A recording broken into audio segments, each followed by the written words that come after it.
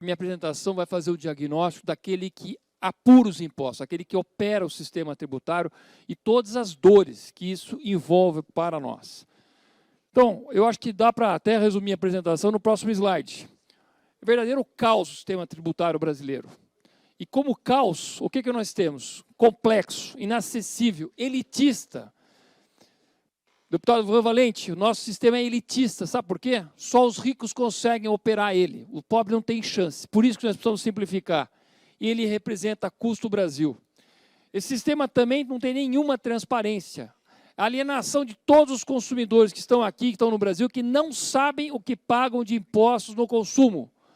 Pode desafiar qualquer um, e ninguém sabe o que paga. E quando não sabemos o que pagamos, não nos revoltamos pela carga tributária. É um sistema que é desequilibrado. Tem gente que paga muito, tem gente que paga muito pouco. E acreditem, quem paga pouco são aqueles que têm maior poder aquisitivo. É a regressividade que acontece no nosso sistema tributário brasileiro. Ele gera distorções. Distorções onde o empresário, atrás de um subsídio tributário, ou para poder pagar menos imposto, para poder ser mais competitivo, manda caminhão para um estado, manda para o outro, tenta conseguir um crédito tributário aqui, uma isenção ali, e quem acaba saindo perdendo é aquele que tem que pagar mais impostos, porque tem alguém que paga poucos impostos. Ele é um sistema que tem uma insegurança jurídica que gera muito custo no Brasil. Nós vamos ver isso porque nós vemos semanalmente o STF decidindo alguma coisa do sistema tributário brasileiro.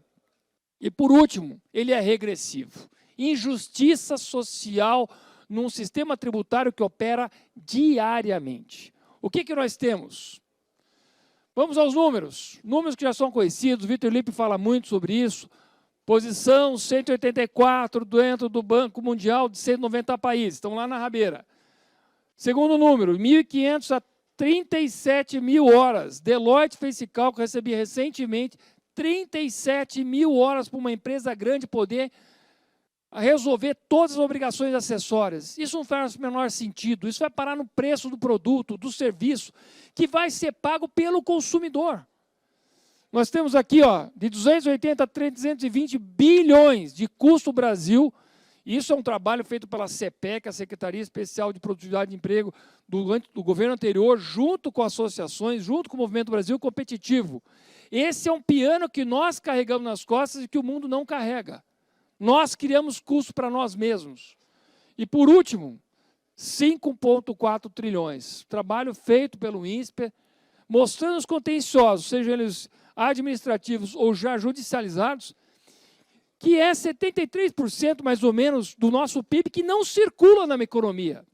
É dinheiro que está no balanço das empresas como uma reserva e não circula no dinheiro, no Tesouro Nacional para poder fazer políticas públicas. O que nós concluímos com isso, tá certo? O custo Brasil ou quebra empresas ou manda a conta para o consumidor. E esse gráfico aqui, eu gostaria que você prestasse atenção nesse gráfico aqui. Ele mostra a curva das vendas no varejo e a curva da produção industrial. Elas estão completamente deslocadas. Sabe o que significa?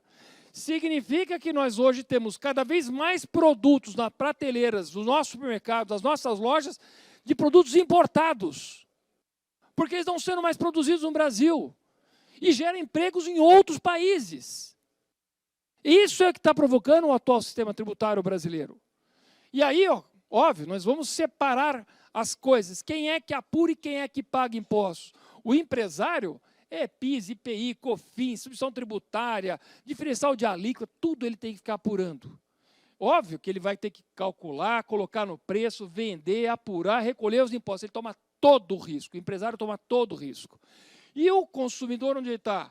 Ele compra mercadoria, mas ele compra imposto e ele também vai comprar custo Brasil. Está lá no carrinho dele, ele não consome tudo aquilo.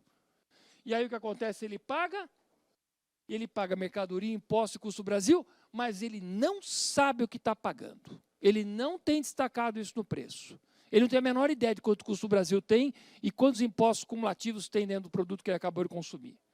Bom, o que acaba acontecendo com a insegurança jurídica? É as manchetes que a gente assiste. Decisão do STF, tese do século. O CMS é base de cálculo do PIS e COFINS? Não é. E aí como é que faz? Veio cobrando, um monte de empresa judicializando.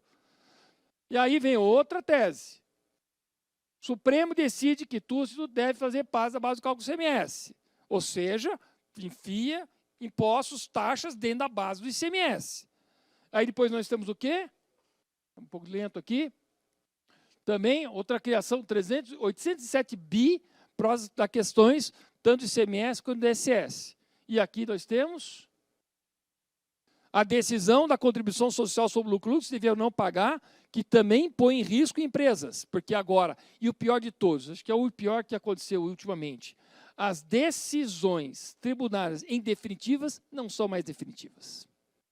A insegurança jurídica de um empresário, e ainda retroage, que já vendeu, que já entregou mercadoria, aí toma uma decisão dessa, volta para trás, vem o governo e cobra todos os impostos. O que o empresário vai falar? Vai chegar para o dono da geladeira, ó, devolve a geladeira ou paga a diferença, agora que o governo está cobrando diferente. E o que está acontecendo é que a legislação tributária que deve ser feita pelo Legislativo está sendo feita pelo Supremo. Nós não podemos aceitar esse tipo de situação, porque o nosso sistema é ruim, é mal desenhado, é inseguro e gera decisões diariamente que vão para os tribunais. Bom, na questão da regressividade, isso é importantíssimo falar. Realmente temos um sistema regressivo. Regressivo dentro do consumo, porque tem tributações maiores daquilo que o pobre consome mais, e a questão da renda e do consumo. Muito bem, tem ideias, inclusive apresentadas aqui, vamos tributar mais a renda e menos o consumo. Que renda, gente? Quando a gente olha aqui, apenas 4% da população brasileira ganha mais de R$9.000. Não tem como transferir a tributação do consumo para a renda com um perfil de renda que nós temos. Se a gente quer melhorar isso, nós temos que subir a renda do brasileiro. Nós temos que botar o brasileiro ganhando muito mais. E aí ele vai contribuir com renda naturalmente. Mas não é simplesmente impondo a força que vai tributar em mais 1 a 4% da população brasileira. Isso aqui é bobagem. E aqui, aliás, 1% ganha mais de R$19.000. Praticamente todos os funcionários públicos, aliás, todo mundo que está aqui é 1%. Vai tributar todo o consumo e jogar para 1% da renda do brasileiro? Isso não cabe. Mas vamos lá. Caso CMS, um dos piores tributos que tem. E a indústria, vamos falar de indústria? Dos 5 tributos que nós estamos falando, 4 são aplicados à indústria. Então, ICMS, IPI, PIS e COFINS é da indústria. Primeiro problema do nosso questão do ICMS, conceito do que é insumo, o que não é insumo, o que dá crédito, o que não dá crédito. Eu vou comprar algo, isso que, na minha indústria, vou comprar pneu, beleza, isso vai dar crédito para o meu automóvel. Vou comprar eletricidade? Não, espera aí, a eletricidade vai girar a máquina na fábrica ou vai iluminar o escritório? Porque na fábrica dá crédito do ICMS, mas o escritório não vai dar. E aí a gente começa como industrial, ficar comprando e tem que ter certeza do que vai e o que não vai. E aí o governo cria o bloco K, para controlar as empresas, para saber se o que nós temos gera crédito ou não gera crédito. Mais uma obrigação acessória. Quem não conhece o bloco K, estudem, que é uma aberração. Um pouco de silêncio. Cálculo por dentro. Quem acha que paga 18% de ICMS no Estado de São Paulo está enganado. A alíquota efetiva é 21,95%, porque você tem que botar o ICMS na base de cálculo do próprio ICMS. Então, não é pegar 100 e multiplicar por 1,18. Você tem que pegar 100 e dividir por 0,82. E aí você já está enganando. Aí não tem mais transparência. Substituição tributária. Alguém teve a bela ideia de criar a substituição tributária, que é o quê? Eu vou estimar a cadeia de distribuição, vou estimar a margem de cada uma dessas cadeias, que é a margem de valor agregado, vou trazer a valor presente e vou falar para a indústria, você paga tudo para todo mundo antes. Eu nem sei se o fato gerador vai acontecer. E se o caminhão for roubado ou cair ou não vender, a indústria já pagou tudo. E a indústria precisa ter mais capital de giro, porque agora está pagando imposto do varejo e do atacado. E do consumidor final. Não tem o menor sentido isso. Isso arrebenta a competitividade das empresas. E aí criaram o DIFAL, diferencial de alíquota, que é a diferença de ICMS entre 2 estados. Adivinha o que acontece com o estado de origem, aqui quando vai vender para o destino? Existe um acordo entre os estados e o empresário aqui tem que pagar adiantado o imposto para seguir com a nota fiscal, a guia da diferença ICMS. Precisa ter capital de giro para pagar o imposto dos outros. E aqui, para fechar, cumulativo, porque o que não gera crédito vai virar cumulativo. Ainda tem invasão de competência, porque a pergunta que vai entre os prefeitos, prestação de serviço de montar móveis na casa do cidadão, é serviço ou ICMS? Todo mundo vai achar que é serviço, mas o Estado acha que é a montagem final de algo que deve ser vendido pronto, e vai lá e cobra ICMS daquela empresa. Ou seja, as empresas não sabem se paga ICMS ou ISS. É uma loucura. E, por final, a guerra fiscal, óbvio. Quando fica no destino e não na origem, os estados vão puxando as empresas para eles. E aí uma briga, que inclusive gera uma relação muito ruim entre os estados. Mas vamos lá. Aqui, desculpa. PIS e COFINS não muda nada. É a mesma coisa que o ICMS, com a piora que ainda não é nem sobre a circulação de mercadoria e não na prestação de serviço. A União foi lá e vai tributar a receita, mas exatamente do prestador de serviço e da circulação de mercadoria, ou seja, é uma tributação em cima de algo que já foi tributado. É a União invadindo a competência dos estados, gerando muita confusão. Muita. O que é receita? ICMS é receita ou é o tributo pago? Ah, não, receita não. Aí vai essa tese do... Agora o ISS, a mesma briga. O Supremo não definiu, mas vai ter que definir e vai ter que usar a mesma lógica do ICMS. E aí o que acontece? O Estado, a União, fica com menos arrecadação. Ela vai ter que arrumar outra forma de arrecadar, que são bilhões e bilhões de reais.